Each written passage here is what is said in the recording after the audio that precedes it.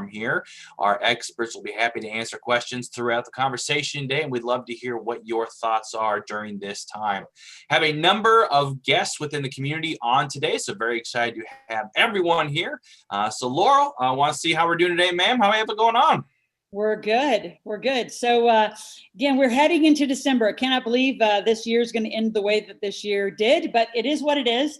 Thomas and I and a few others on our team are going to get together and really schedule what we do every year. It's called New Year, New You. And we will put a completion time to December. Those of you in the big table, December 16th is an all-day 10 to 6 event, and that'll be the completing. Then on January 5th will be our New Year, New You, and January 6th, big table, folks. So we're going to put them right back to back, complete 2020 and whatever that's all going to mean. I think the biggest thing, as I'm talking to a lot of my mentors, because that's one of our themes today, is, what's really like, where are the big points that we got to talk about? And this is a heck of a write-off year. What's interesting is like this year didn't exist. My son plays for the NCAA. And all of the athletes, any sport in the NCAA, if they're on scholarship, doesn't count. It's not a redshirt year. It's not a playing year. It gives everybody an extended year. So I always say, it's sort of like a delete, although we really can't just delete it. We have to kind of deal with some things. So tax structure is a big one. Scott said after, I think it was yesterday's call, and Thomas remembered to bring it up again on our laser call today at 4, Scott got blown up. Finally, I think people got the memo. They need to get incorporated. So that is at minimum. And then, as Eileen then will tell you, is with your corporation, you get corporate credit, and we can help you get funding as we head into probably another stimulus package on 2021. It is probably the most critical thing you do. In addition to that, we are going to talk about cryptocurrency and digital currency. 2020 moved it to the forefront extremely quick. We'll be talking about that. So we have 2 big themes today, and Chris Klein is with us, who is our digital currency Bitcoin expert. Called me last week and said, we got to stay relevant, and I got to tell him what's going on. And so we're going to talk about that from our marketplace awareness. And then we've had a lot of questions in our Ask Laurel and our chats, our millionaires in training, about not only why get a money mentor, why have mentors? And so as long as you can stay on, Chris, we're going to have that conversation. I've had mentors every year since I was 17. And mentors come in a lot of forms. So I'll speak a little bit about how I have mine. Thomas knows we're reaching back out to one of the greatest men I've mentored, which is Dan Kennedy, who did not pass. But he actually sent me a personal letter and said, how about 2021, we go again. I loved those years with that man. So we have two topics. So let's back up and talk about digital currency. Chris, what would you say 2020? I'm assuming you all know Chris Klein. Chris Klein, why don't you tell them a little bit about yourself? But I want you to answer the question, like, what did 2020 do for digital currency? For me, how many years did it move it to the forefront? 1 year, 2 years, 10 years. It's been here, but it's going to be a normal currency very, very quick, if not already. Yeah. I would actually venture to say that it was the ultimate test for digital currency. This was the time where you have chaos in the marketplaces, concerns about printing of US dollars. People can't use banks regularly. Money as we know it is manifesting itself into a new derivative. And if we didn't step up to the plate as digital currency guys this year, we could have been an afterthought because this was the time to rise to the occasion. So though you say it's an alt control delete of 2020 for taxes and other things, I'd like to keep this year on the books for digital currency, if you're okay with that. Oh, Laurel, you're muted. Sorry. So, and again, tell us a little bit more about what occurred to move it so quickly. We started the year, it was in the 3,000 to 4,000. We're at 18, headed towards, north of 20. Talk a little bit about the projections. Yeah, and if you're okay with it, I have just some charts to visualize it. So as I talk a little bit, you guys, I know people are 90% visual, so I'll just do a little share so that we have them to work off of, because those are great questions, Laurel, that you bring to the forefront. So let me just really quickly share my screen. Go over here. The first thing you asked about was what you talked about was what has happened to it. And so I actually pulled from my data charts something that I snippeted a couple days ago. This is since Bitcoin really had its first big bang in 17. So you can see the left side of the chart, not a lot of activity going on. Crypto was really not known at all. It was just one of those things that people were playing with. And some guy bought Bitcoin with pizza with Bitcoin, and now it's the world's most expensive pizza ever bought. And you see this just exponential rise that happened towards the tail end of 17, right now, basically where we're at right now as far as time of year. And it just went haywire. And it was mostly driven by retail FOMO. People were fearing of missing out. Is it going to keep going, keep going, keep going? And that caused a big fallout that you see. And ever since about March of 18, us crypto guys have been just sitting in this ebbs and flows, ups and downs. But what's really interesting is what you brought up in March is that everything tanked in March, right? Everything took a hit in March. Stocks, gold, Bitcoin, anything that you were in, because everybody had this shock effect. And you can see that that was really the manifestation of this next rally that we've been enduring in crypto so far this year. It's interesting when you think of levels, and if history repeats itself or rhymes, yes, what goes up comes down. But it's got a lot of, I think 2020, if there was a word for crypto, is maturing.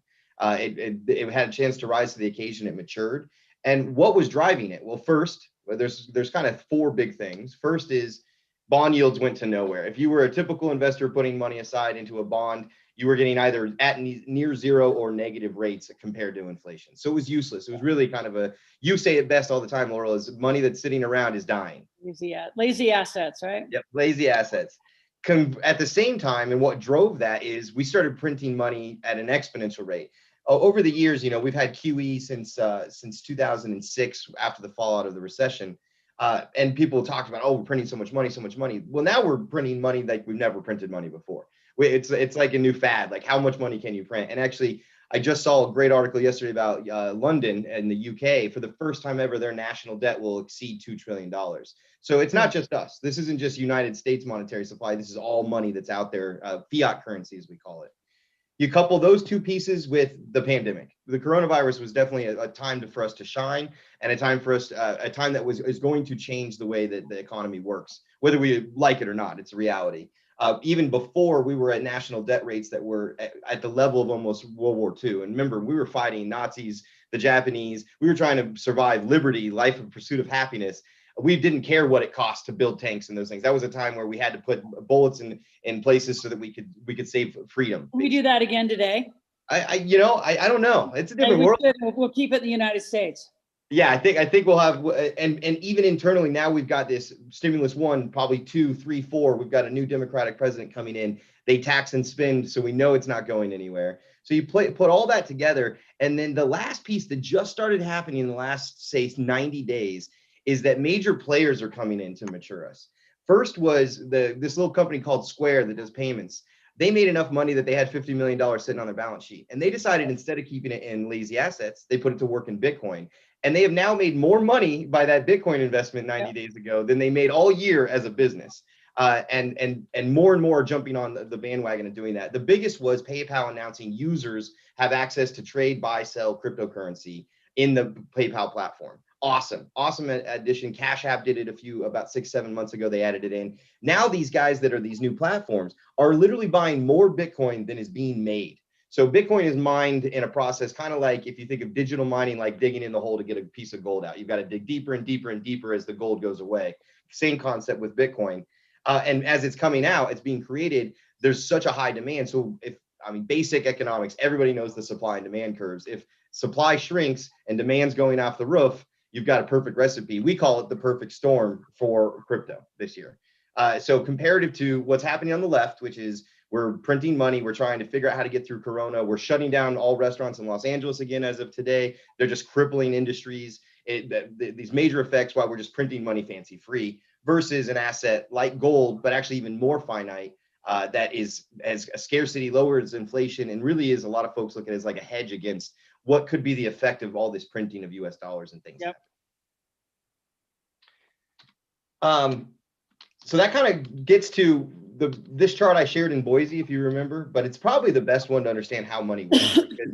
What you said earlier to Laurel about 2020 is going to change the way we look at things. I think it's going to change the way we look at what is money and what do we consider money to be and how does it pertain its value. And that's all becoming relative to a lot of different assets now. It used to just be, well, at one point, gold was king, cash was king, cotton was king. It's always some kind of asset that is king.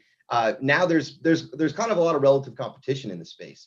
And you look at just kind of some of the things that make money what it is. Can we move it easily? Is it divisible?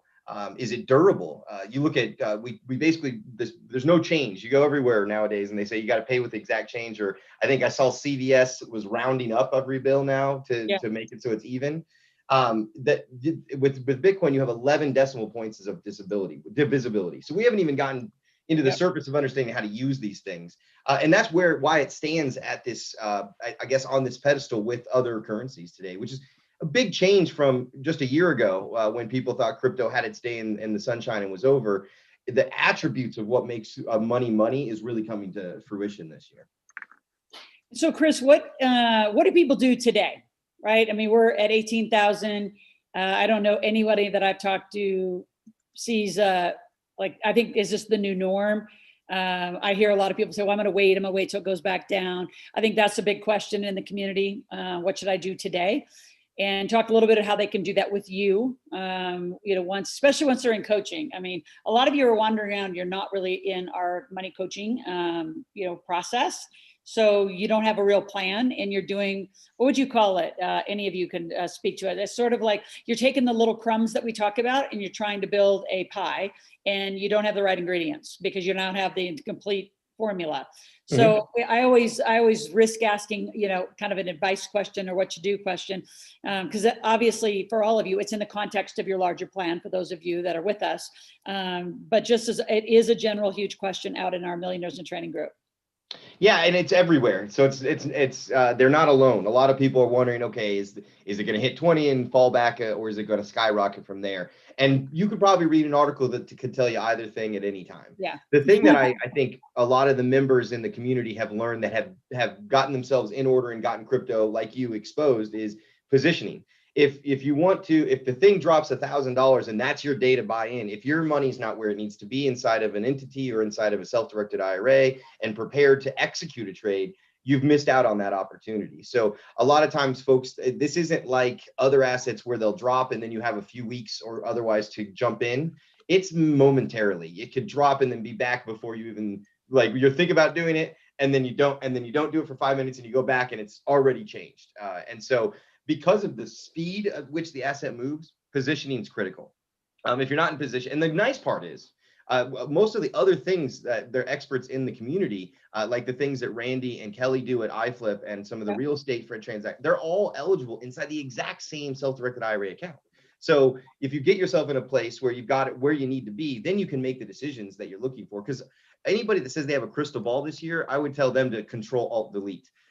Because there's even experts in the field. This is an unprecedented year. So that's a tough question to ask. But if you think crypto is going to be a part of the world for the next 3, 5, 7 years or beyond, you're probably going to need some of it. There's this thing that people say of getting off zero. I own 0 Bitcoin today. I want to own something by tomorrow and slowly accumulate over time, or position yourself for a larger purchase and then a hold, whatever your strategy might be. And so, Chris, there's different kinds of coins. Is Bitcoin really the one they start with? Should they do Ethereum? Should they Ripple? We're working on a very private, which, going to say rivals Talent. It's Talent Joe, right? Which is our, America's Got Talent, which will then have a coin associated. And there's going to be a lot of businesses, as you know, in real estate right now, you can buy and do transactions, not only in the blockchain, but even further into Hashgraph. There's so much people don't even have a clue about, but in the basics, where would they be looking in the beginning for those that are just kind of scratching the surface? I think everybody starts with Bitcoin. Unless you're we have clients that are like nerds that come in and they have a particular coin or a particular blockchain that they're really passionate about, then they go that direction. But Bitcoin is probably in 85% of portfolios in our platform. It's a kind of a staple. And then you have the big 3 other than that are having some pretty awesome months as well. Ethereum, it's going through a protocol change next month, which is going to fix choke points, speed issues. If you want to think of Ethereum, it's like it's for contracts, is what my daughter says, but it's really like internet for apps. So the internet exists, and then we have all these websites that run on top of it, right? Ethereum exists, and all these what they call dynamic apps or apps are running on top of it. And so it's the infrastructure of a whole new generation of what you mentioned, like businesses, tokens, exchanges, all these things run off of those things. So that's a pretty solid one that lots of folks are looking at. Ripple has sat at 20 cents for almost like a year and a half, and then just skyrocketed to 60 cents this past week. What Ripple will do is it's supposed to move money between banks faster. Right now, we did this thing in Boise where we wanted to move money from somebody in Reno, Nevada to Jace's thing where he was working in Uganda with the paintings and that. And the dollar moves slowly, and it loses value by either fees or time. Ripple is designed to go into that system and speed those transactions up. And so that's something that the folks are looking at. So those are, and then Litecoin is, it's kind of like gold to silver, Bitcoin to Litecoin. It's got limited supply. There's going to be more of it, and it's faster and easier to mine. So you're seeing there's a Litecoin community that's signing up merchants. So you'll start seeing when you go to the store or when you're online buying something that now buy with Litecoin is an option. Because a lot of people don't want to buy stuff with Bitcoin. I've got, my grandfather's got gold bars that he left me. I'm not going to sell those things. I'll probably give them to my daughter, and she'll give them to her daughter, because it's difficult, right? Like, where do I go sell this bar? Nobody's going to take a bar of gold for a TV. You're going to get ripped off, right? And so that's where Litecoin comes in. Is some people look at Bitcoin like they're gold. What's that? You can't take your bar of gold out to eat and they just chip away at it. You know, I mean, it made fun, because I think so many people, I was on a call earlier today with somebody's like, well, I just think I got to get into gold and silver. And I said, and then what are you going to do? Like, how are you going to spend it? Like, there isn't that, it's not transactable. Now, the only state that's not true is in Utah. And actually Texas and Ohio too. They accept it as tender for taxes. And once they take it as tender for taxes, then it's considered actual money that's barterable of that type. But you're right. What's cool is we took gold in a different look on our platform recently, because it needed liquidity, it needed fluidity to it. And so what we did is we got an inventory at the Royal Canadian Mint of big gold bars and smaller denominations. And we put a blockchain over the top of it so that clients could buy and sell their gold or swap it for Bitcoin or Ethereum or real estate, real time, 24/7. Which I think is going to change the way that people look at gold. Because there may be, say that Bitcoin goes to 40, 50,000, let's just say. And you're like, okay, I got to step off a little bit. I take my profits. You know, everybody takes their profits at some point. And now, do I want those profits in dollars? Or maybe do I just want them in gold because it's a pretty stable long-term asset, and I know that it won't have any disruptions to it because it's mostly universal. But do I want to take and put it all the way into dollars, then move it all the way over into gold bars, then store them somewhere, then have to do the reverse when I want to get out of my gold holdings? Or is there some kind of digital version that's available that I can have the exposure to real gold, but not the headache of owning gold? Yeah. Well, Chris, we're going to stay tuned throughout now to the end of the year. Watch what things happen as week by week we actually still are deciding. I know you just said we're having a president. I'm hoping ours still stands. So that's the California effect out here. It's unbelievable, isn't it? Anyway, you know what? They're happy. Either way, I think if it would have went the other way, we'd have boarded up buildings and riots and those things. So, you know, if the party that had to lose, at least it was the gentlemen and the ladies that walked away gracefully. Is my one take on this election this year. We haven't lost yet. So we're going to continue on. Stay tuned. Do you want to stay in? We're going to have a quick conversation. The rest of about mentors. Yeah, I'd love to stay on. I have some interesting stories about mentors over the years. Well, and I know you're in a high-end leadership group. I've been in high-end mastermind groups. And I think the theme that we really want to, convey to you, I mean, Thomas joined the table. When did you join the table, Thomas? He's probably the longest standing here. 2012. 2012.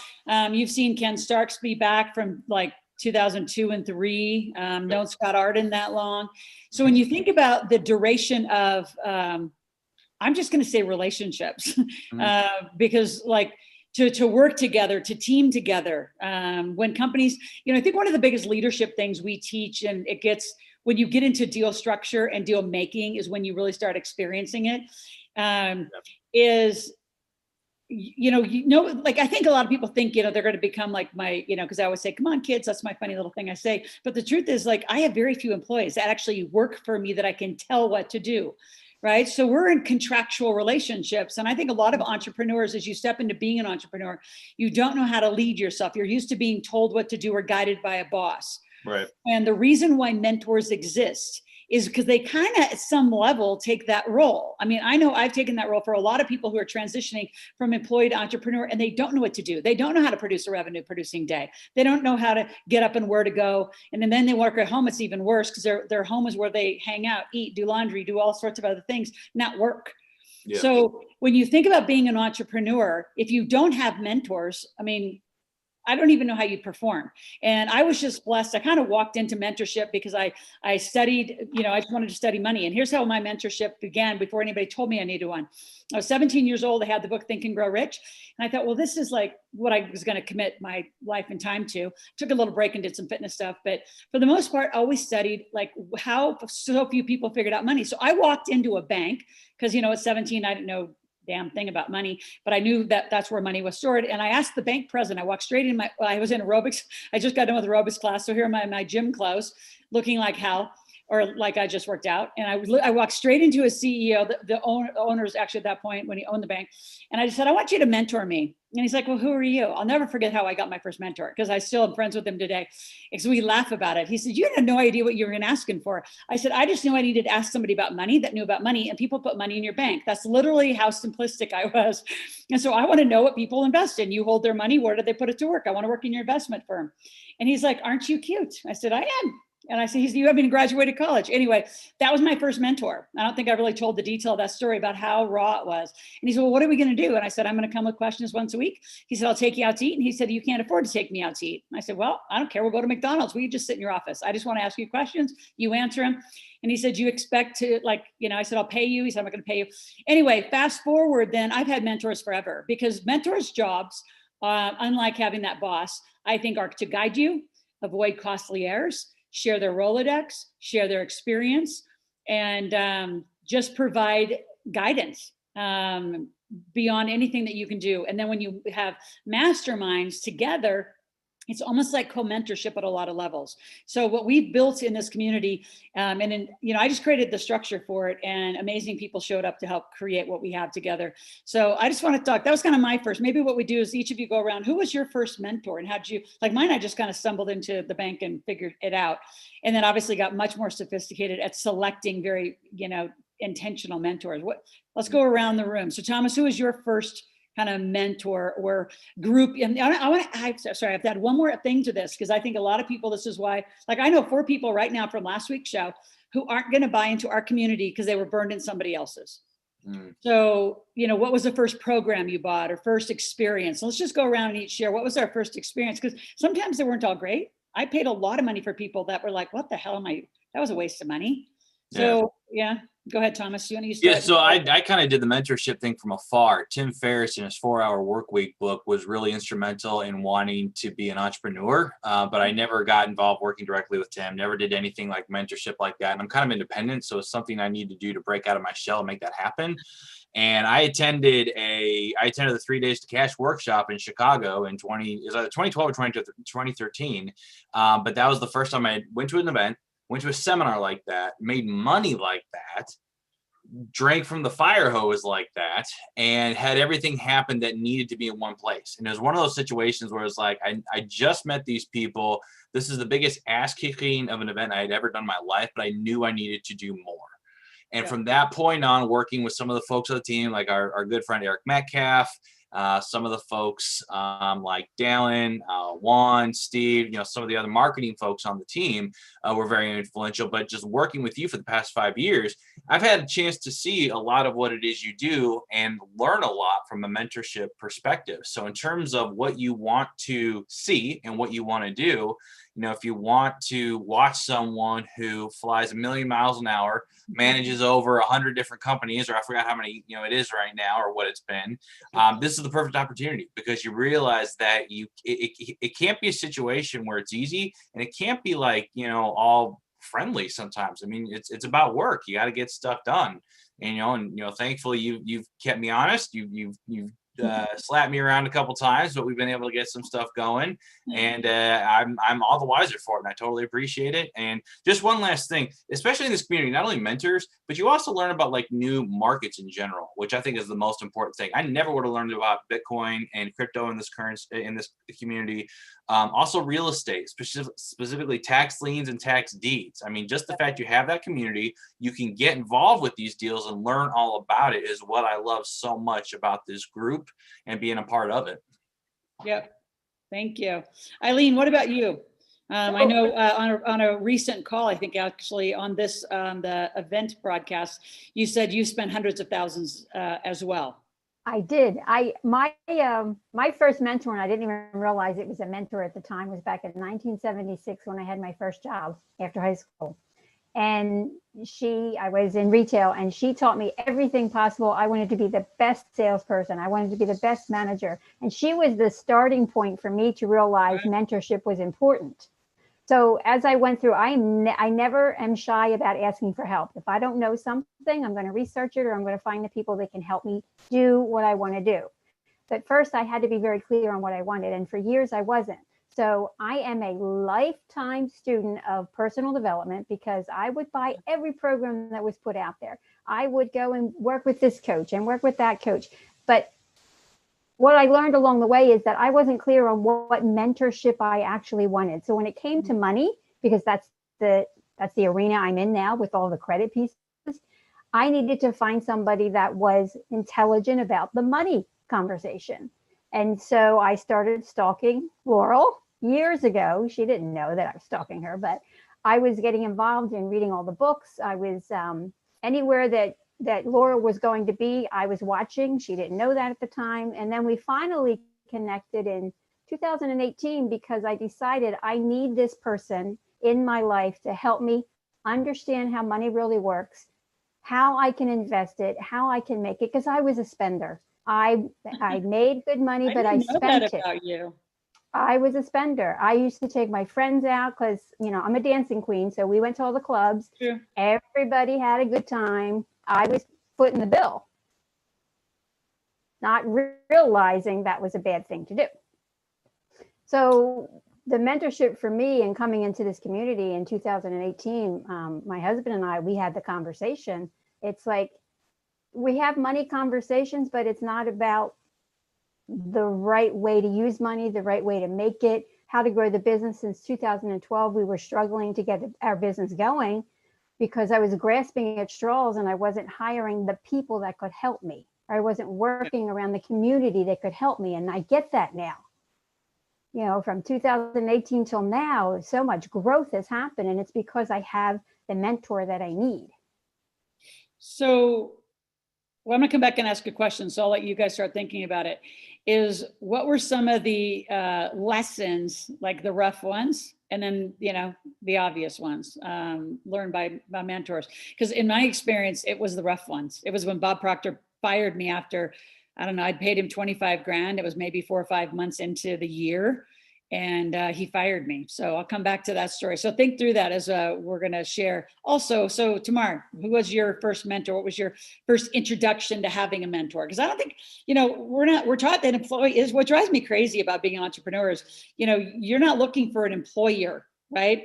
And a lot of times, and I'm glad you brought that up, Eileen, your employer is your mentor. They're your first guide. They're your first, look what you and I are doing with Shy right now. Right. He started his company, by the way. He's going to collect money today on deposit. Yeah. So I have a call with him next on the way to the airport. But I think, Eileen and I have been working with him for 2 weeks, maybe 3 weeks. Yeah. And we're in our 3rd week now, right? Yeah. We're moving him straight to cash. But because he is an athlete, he has been coached. So I think that's probably another place to look, is where you've had coaches might be where it might feel similar, or what we're trying to convey to you, why it's so critical to have someone guide you. And costly errors and access are my 2 big wins. What are yours, Tamara? First, access. Well, my big wins, costly errors. That is the story of my life. Now, I was in drama, so I had directors, and they were my first mentors. Did you know that, Thomas? Now we know about her. I was a drama major at the university. I was a drama queen in high school. We get all it. of it. We get it. I only went to law school so I could act and get paid for it. That is the only reason I became a lawyer, just so you know. Anyway, and so my mentors were the directors that I worked with, and they stayed my mentors for a very long time. And then I went into the academic side of things. And so my professors were my mentors. They didn't have any money conversations. And then you get to law school and you get into practicing law, you don't ask for help. Yep. That was the biggest, the biggest mistake of the first 20 years of my practice. And even the last 20 years of my practice was that I didn't ask for help, because that was not cool. That's typical for women, though. Women just. It is typical for women, and it is typical for lawyers. So I got two things, and that's why lawyers have such a hard time mentally with we won't talk about it anyway. My big mistake was, though, when I left my law firm and I knew that I wanted to kind of coach and help people and help lawyers in their well-being, was that I went out and sought what I thought would be the kind of mentor I needed, and that was somebody who could help me build a program. And I loaded up money. I just spent money. It came to nothing. And he actually fired me. He did. He refused to come down to a seminar that I had put together, and said I didn't have enough people, and that was the end of it. And that was 10 years ago, and I am still feeling, I still every so often just go, get sick to my stomach thinking about it. It's a so what now what? So what had happened? So what now what? For a lot of you that had a bad experience, right? I think we've all had. Have we all had bad experiences? I mean, yeah, at some level, and meaning with a group, or you paid for something and it didn't really work out. You can't carry that forward. So really, take on this. So what now what? It was like, well, you didn't know any better than the decision, and so now what? I say the same to everybody who holds their family hostage for their bad upbringing. They did the best they could. Whatever it is, so it is what it is. Grow up and move on, and create from where you are, and design your life from where you are. It's kind of how we think of, and coach you through 2020. So what now what? It is what it is. Design your life anyway. But one of the biggest. Oh, sorry about that, Elaine. Go ahead. I'm sorry. The saddest thing about people that are saying no, they were burned by other coaches or whatever, and now they're saying no to somebody else. They're hurting themselves. Yeah. That's tough. That's hard for me to swallow. Yeah. Well, here's the thing. When I looked to that particular mentor, he had a team, but it was not the right team, and it didn't feel right at the same time. And there wasn't a group of people that I could rely on as well. So, I mean, have had my eye on the big table since 2010, Laurel, and I'm kicking myself, so what now what? But here I am. The important piece of that, the lesson though, is that when you are looking for a mentor, especially a money mentor, you want to look for a group of people around the mentor. And I'll just say you, Laurel, the group of people that Laurel has surrounded herself with in the big table and at head of the table are people who are doing what Laurel has done. And they are putting into practice what Laurel has put into practice. And because of her mentors, what she's put into practice. And then you have, because I am more academic than anything else, you have your metric, you have your proof that this is the place you need to be. And my mistake when I made that mistake that I'll never make again is that I didn't look to the surrounding group of people that this mentor was attracting. Yeah. Chris, what about you? What was your first walk into having a mentor, experiencing the power of a mentor? I got an interesting story of just serendipity over the years, I suppose, because I was always just open to new things. It's how I ended up in Bitcoin. I was like, well, that sounds unique. That sounds interesting. Let's play with it. Actually, Tamar, I was an actor for just 1 year of my life, my senior year of high school. The drama teacher came to me and asked if I would help sell tickets. And I was like, you want me to work the ticket booth? And she goes, no, silly. People will come to the show if you're in the show. And I was like, I don't want to be in plays. She goes, we'll put you in the back. And then I actually I took a class and I had to auditioned for every play that year, and I made all of them, and I really enjoyed it. And it was a whole new world that I opened it up to. And that beginnings was like, okay, I'm always never going to shut like the door tight. I'm always going to keep an open door to something new, because you never know what it might, what you might experience from it. I even decided not to play lacrosse that year because I was in Les Mis and I was excited about being in my first musical. So I was terrible at singing. I'm not good at singing, but I'm funny. So I always got the funny roles. You surround yourself with people who can sing, and then you just mouth the words. Exactly. That's what leadership really is. My high school principal was probably my first like official mentor, and he followed me for a while because I ended up joining the fraternity in college that his son was a member of, and then I became the king of the frat boys, the president of the fraternity council at my college, and we needed a Greek advocate because some guys had misbehaved years before, and we had a unique relationship with the university, so we needed, quote unquote, an adult around to keep us at check. And he ended up being that adult. So I had 8 years of him actually. And he was a great mentor. But as far as business, probably not a lot came out of it, but it was more about just being a human being. And then my first business one was I came out of college at the fall of everything. So the houses are burning and Florida's over, like all the things that are going wrong in the economy.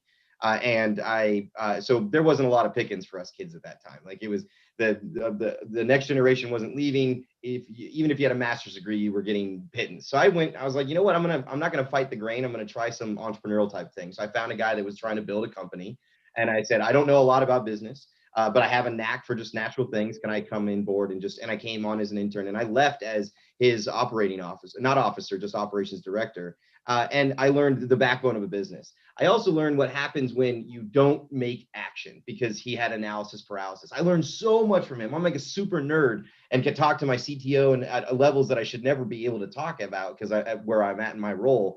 But because of the years I spent with him, I didn't make any money. It was that was my sacrifice, was I'm going to take, there wasn't much salaries out there. And then the next was running into the guys that I work with now in financial services. And my board is all 10 years older than me. Some are 12 or 15. So I'm the kid. They call me the baby CEO. There's been memes made about it. But like what I always try to find is like, there's value in every mentorship you can find out there. But you have to remember that nobody's God. So nobody has all the answers. Nobody is right about everything all the time. And you will find differences of opinion. When I left the middle mentor, it was a contentious departure for the two. Now we're best friends, and I call him all the time. He calls me all the time. He lives in Loveland and Colorado, where I'm from originally. And so we chat. But there are times where it does get a little rough. Good mentorships can get through, just like good friendships can get through good and bad times and maintain it for different reasons. That's my take on it. No, and I think that's so critical. And the other thing too is I've outgrown a lot of my mentors, so I went through phases of, and I think a lot of just people, I'm going to say, but I am going to say more towards men. You don't want to outgrow your father. That is a weird subconscious thing. I see it all the time. And then you don't want to outgrow your mentors. But I remember, and I won't say them because they're pretty prominent men that are out there, but I financially way outgrew them. They produce books, but I produce New York Times books. So then I'm in high media, high press. They didn't know anything about that. And these are people that are like big new name, like names from they're infomercial guys, but they're not mainstream, like Dr. Phil and the hell we went through. I mean, that was rigorous. I would have loved to have a big TV mentor at that time. And he became that because he knew that I didn't have anybody guiding me on how to do that and why to do it. And then what I decided, which is why not to do it, right? Which is TV is entertainment. It is not education. And that's just not where I land. And it's not where this community lands. It's not the results I wanted to produce. And I'll never forget the day he walked into a green room and I was so pissed because he wouldn't produce the executive producers wouldn't produce the results that we were creating. And I'll never forget the couple. They were making $20,000 a month. And he said, not him, but the team said the American public will never believe that. Let's just say it's, 6 or 8. And they actually walked out, weren't on the show. It's that one show, if you watch and you can't get it in sequence, it's hard to find. But they literally wouldn't go on the show that day. And I went on and then I walked off and then I didn't go back because I won't produce the truth. There's just so much in that in the media anyway, which is probably why I don't like any of the media way before all this drama of the media goes on. There's just, and then the other story that's totally different, but I got to share this is there's a woman that was on the wife swap. And I said, I won't say her name, but I said, you're not even married. She said, oh, I know. When I get to the show, I'll meet my husband. Anyway, so I just think all of TV and everything about that is just so odd. Mentors, though, you really got to get clear. Here's what I'd leave. Let's leave with some lessons. For me, the lesson was you can maintain, I didn't know how to break up. Chris, to your point, that's kind of what triggered that thought. Like it became very contentious. I don't know how to break up anything. I'm terrible at it. I'm so bad at it. I probably have girls that still think they're dating me from college because I just don't know what to do. So, and so you don't know how to like transition. That's probably right. And so even in our organization, like, you know, people that, you know, have worked for me, we had to come up with a word because they didn't quit. I mean, legally they quit and then they became a company. So we came up with the word graduated. Right. So a lot of times people will work for me as an employee because they're just not used to this becoming their own business. And after a year or two, then they graduate and now they have their own company and then their company works for my company. It's a different relationship.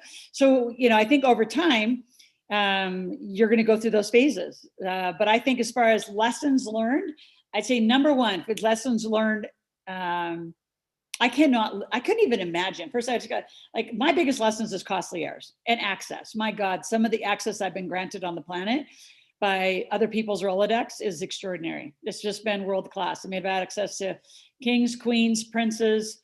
You know, I need to go from here to here. I have a helicopter. I can take you in an hour. I need to go from here to here. I have a G5 jet. I'll take you in an hour. Like those access points to just moving on the planet, to getting what you need, access to capital, getting things done. I mean, most of you don't even know the basics about money, probably even to know what I'm talking about in that realm. So to me, it's costly errors and access. What do you got, you guys? Best lessons of having a mentor and reasons why. I couldn't even imagine operating without one. Like I need that lifeline, somebody to call and check stuff out and make sure, you know, what am I on track? I'm leading a group of people. Like, am I doing the right stuff? I need that. You need that. Yeah, that's what I was going to say, is that the actual lesson for me is you need to have the mentor, because you're not going to figure it out on your own. And their wisdom and their experience will compound your path to success much faster, because not only will you avoid the mistakes they made, but you'll be able to improve upon the successes that they have.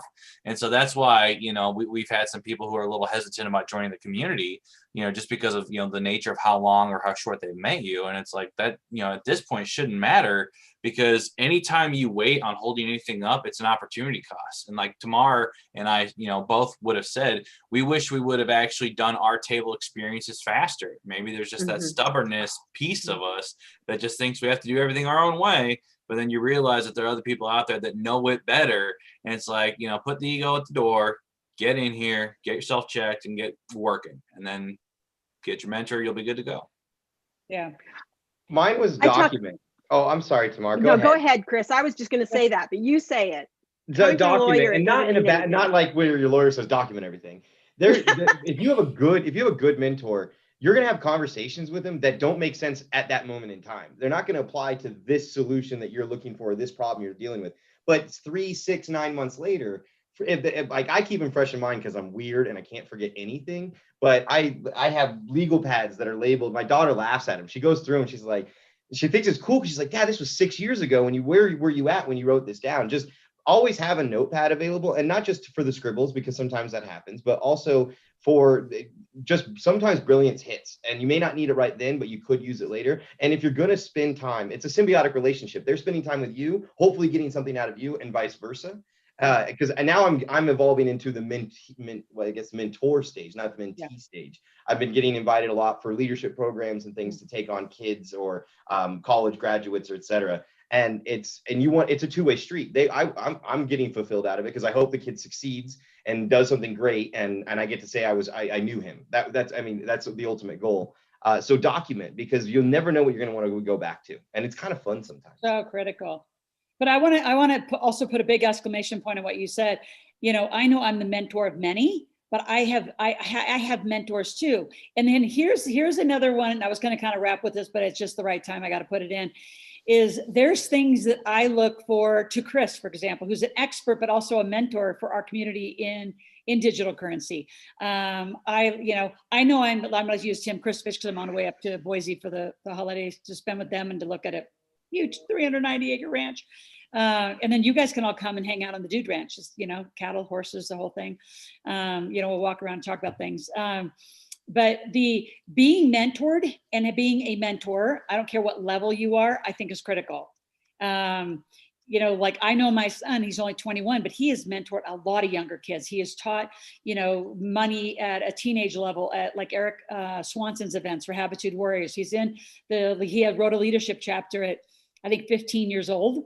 And I think it took him 2 weeks. It was like the scariest thing he ever did. And now he's like, oh my gosh, I can't believe I wrote that. So to your point, Chris, document and go both ways. Be mentored always and have mentors. Like, and always pay it forward. Like Eileen, I cannot wait till Shy goes to the combine, and where we're going to be spending Sundays watching, screaming for that, you know, Exciting. watching That's him at the exciting NFL time. level, and knowing that we helped him. Black hole. Yep. Yeah. So go ahead. My biggest takeaway is, for me personally, I had to become very clear on what it was I wanted mentorship on. And then I had to be coachable, because I'm a person that thinks I can do it myself and get it done. Laurel and I had our little thing for several months before I finally realized, well, wait a minute, I wanted the mentor, so why don't I listen to her, right? But throughout my mentorship with other people, that was one of my biggest things. I had to be very clear on what it was that I wanted, document everything. I'm a list maker, so I made a list of my questions. What am I looking for in a mentor? What do I want to learn, and how am I going to learn it? So being coachable is very, very key also for me. Yep, absolutely. Tomorrow you can wrap us up. I have an ego the size of all outdoors. I am a lawyer. You cannot tell me anything. Have you figured that out yet? You can't tell me anything. I have to know. It has to come up for myself. So what you want in a mentor is, you want many mentors is actually what you want. And that's the great thing about this community, is I don't just have one. I have a mentor I have Laurel, I have Thomas, who helps me with marketing, and I have Damon, and there are these people in this community that are generous with their time, generous with their ideas. And I feel like I'm surrounded by this huge family of mentors. And that to me is for me the most important thing, because I have so many thoughts that go bleh, that being able to reach out and talk to someone about it who actually knows something about it has been invaluable to me. And usually it's Laurel, because she knows everything. But I think that is having that kind of a group around you is essential. You're muted, honey. So, I mean, I think that's just what's critical. And again, I do have to say, you know, reaching back to where I learned the team thing was 1996, 97, 98. And it only lasted about 3 years, the Rich Dad Advisor series. But I remember being a part of that. And I was like the lowest person on the totem pole and least experienced. Everyone was millionaires. I mean, we're talking Diane Kennedy, Dolph DeRose, Garrett Sutton, all these awesome, Keith Cunningham. And I'm just this little youngster trying to keep up with, you know, Kiyosaki and Sharon quitting a big job, following a Japanese guy around. I mean, I was like so stretched out at that time. But I'll never forget when we started taking stages together as a team, thinking, shit, this is the greatest idea. But the learning is, you know, everybody's got to stay in their lane, and everybody gets to be great. And when there's only one king in the kingdom, i.e. Kiyosaki, the rest of us had to go. So we've all stayed friends. We've had so much fun around it. So why Sharon and I stayed friends, but I really have to give creds to Blair Singer. I mean, that whole group, we had so much fun those few years. It was like getting a PhD, and you think about like with the water, like, you know, drinking from water hose for me. Oh, that was like nothing. I had that whole group. We were traveling around the country together. But the team thing is critical. And I'm glad you guys bring it up, because I think I know this isn't just about me. I never think it's about me, because when you get to the table, and Eileen, you've been there before, a little irritated sometimes, I'm not there. There's pretty rare. I think there's only 2 tables in the history of tables I've missed, because I'm in another country doing a table. And it wasn't because I blew you guys off, but I was somewhere else. And then we would zoom in. I remember having competitions from Australia back home. But my point is, we have so many amazing brains, and they get the platform, they get business. Thomas gets to build you websites, and he gets to be a coach, and he gets to be here, and he gets to stay in this, you know, you've postured yourself well, I'd say that, Thomas. And a lot of folks have, you get the breadth of it. Eileen gets tons of business. She has a business inside the community. She's got a business outside the community. All right. And Tamara's working her way into that. Chris, we're just adopting you. You know, we kind of have to. I'm open to it. I'm open to it. I know. Well, listen, you guys, we got to wrap. I hope you enjoyed this, got some lessons. Before we leave, I've got to go record with another big table, actually head of the table woman in New York. We'll be broadcasting on Friday. We're actually, I know it's a holiday, but we're actually going to continue activity through the weekend. So I'm going to go record. Before we leave, though, if you guys could stay on here for a little moment, what are your lessons out there, those of you listening? I want to engage the chat. What's one thing that you have learned from a mentor and one thing you need to learn from a mentor? And the team is brilliant and they can help you respond, but I want to engage how critical it is. And one thing to think about, like I already disclosed, I'm going to hire Dan Kennedy back next year. And I already, which Thomas, I don't know if we got that recorded, but what's cool about that group, because he is a marketing genius, is he lets me bring my team. So it's not just mentoring to me, then I have to go home and transfer it to Thomas and Steve and whoever else we bring, because it's well, there's a limit, but I can bring the whole team. We can do a whole plan. So I'm looking forward to that. So that's one of my mentors for 2021. I would hope we are going to be yours. But what did you learn? Go ahead and put it in the chat. And what do you need in a mentor? Chris can't tell his last name. He's a secret weapon. Actually, Anita, you can text me because you're in the big table. I can tell you. All right, you guys have witness protection. It's Bitcoin. It's Bitcoin. It's Bitcoin. So thank you guys. What do we've you got need a couple of folks who have said they've never had a mentor.